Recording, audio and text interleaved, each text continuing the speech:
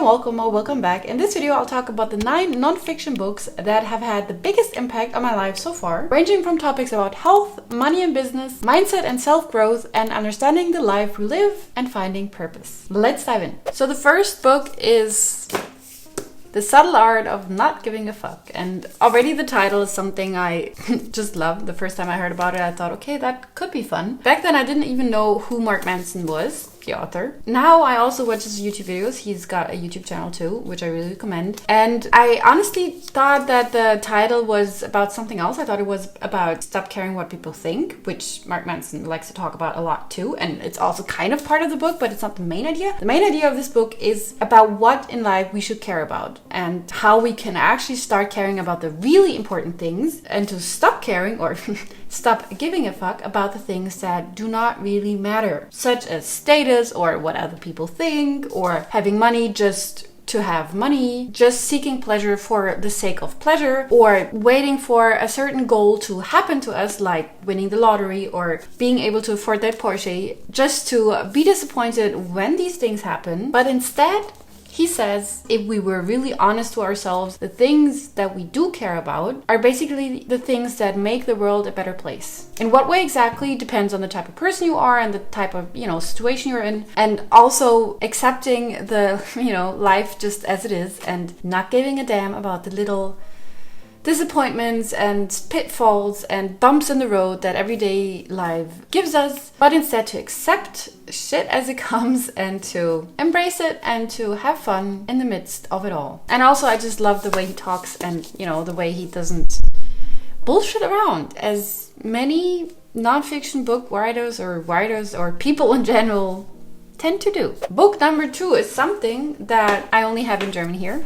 but it's also available in English. I think it was the first book that I really read about health on a deeper level, or on a more, detailed level. And it's in English, it's called Gut by Julia Enders. In German, it's Darm mit Charme, which is even more charming because it basically says gut with charming gut. She's a doctor and she describes the gut and how it works and all the parts of the gut and how we can understand the gut better, because the gut is, according to Julia, the organ that is very underrated. And I can only agree. The more I've read about medicine and health in general, I realized how important the gut is for any area of our health, basically, whether that's our physical health or also our mental health. For example, it's been shown that our gut health can have a big influence on our risk to develop things like depression. And I've noticed that myself, honestly. When my gut is not happy, my mind is not happy either. She also writes in a very understandable, factual way without doing too much of the medicine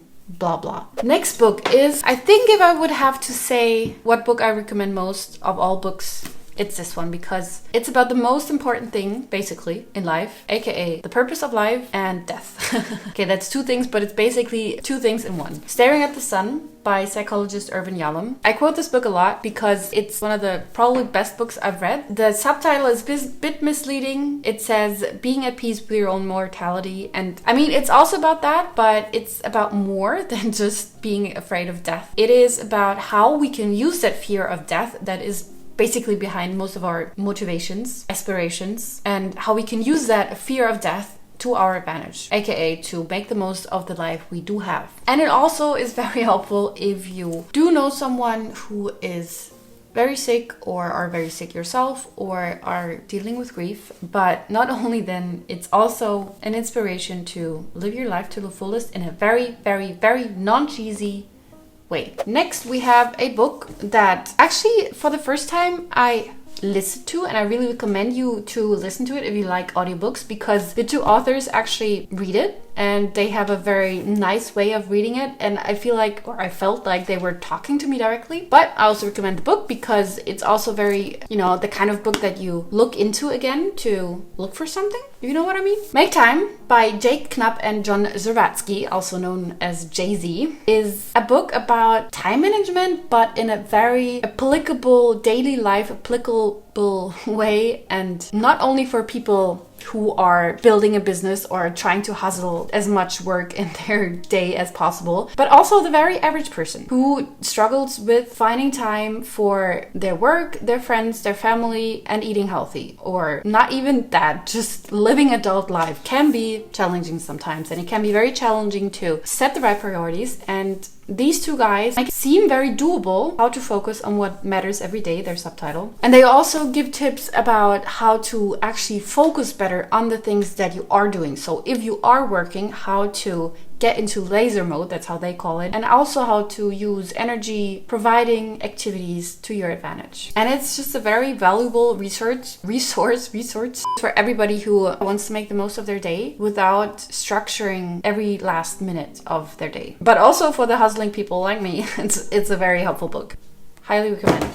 Next book, something you might have heard of, The 4-Hour Workweek by Tim Ferriss. This is kind of the Bible of today's entrepreneurs, I feel like. Or at least for me, as for many entrepreneurs I listen or talk to or read about, was kind of the inspiration that got me into entrepreneurship in the first place, because I read this pretty much right after I started my full-time 9-to-5 corporate job. And my company was totally fine, but still I felt like, is this it? Is really my life just gonna be going to work, working, getting home, watching TV, sleep, and do it all over again?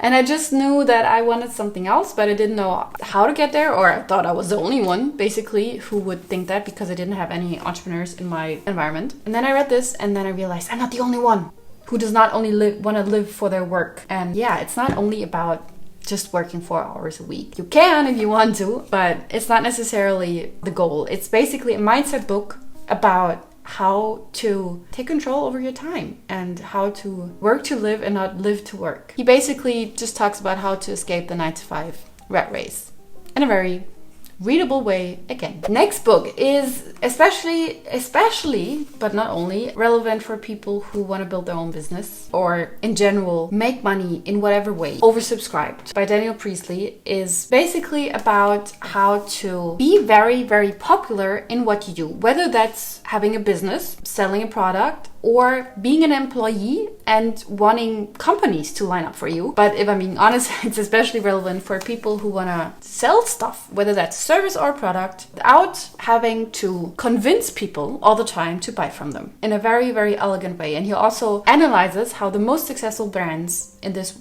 today's world have become the most successful brands, because usually the most popular successful brands are oversubscribed, meaning there are more people who want what they have than what they supply. So, for example, the most fanciest clubs, the fanciest Rolex, for the most successful brands, people are willing to wait, even though at the core it's not necessarily a different product or service than what the competition offers. But these brands just know how to be oversubscribed. So very good read, very fun to read as well. Next book is a health book again, called The Body Keeps the Score by Bessel van der Kolk.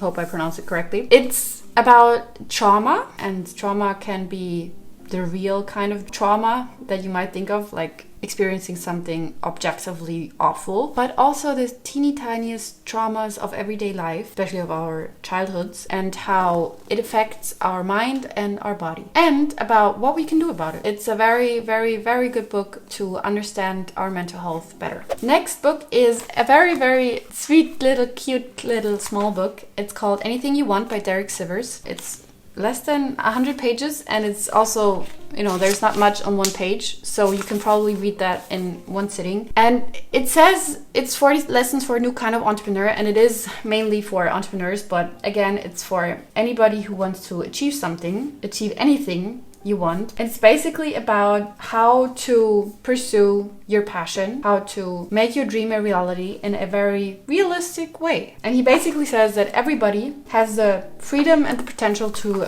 achieve anything you want. Not everything, but anything. The last book is something you have most probably heard about. It's the Bible of self-growth. It's Atomic Habits by James Clear. And it's, like the title says, about how to build little tiny habits that compound to life change if you want them to. If you want to change anything in your life, you should read this book, because he explains why we do what we do, and how to change that in a very doable way without being overwhelmed by wanting to eat healthier, wanting to build a successful business, wanting to have a wonderful private life. He really emphasizes the huge power of the small habits that we perform every day and how they, over time, if we build a system of small tiny little habits, we can change our life in whatever way we want it to change. If you want to learn how I built such habit systems, have a look at this video right here where I talk about how I do that and why I do that instead of setting the typical type of goals to achieve what I want to achieve. This is it for this video. Thank you so much for watching. If you found it helpful, please give it a like and I will see you in my next one.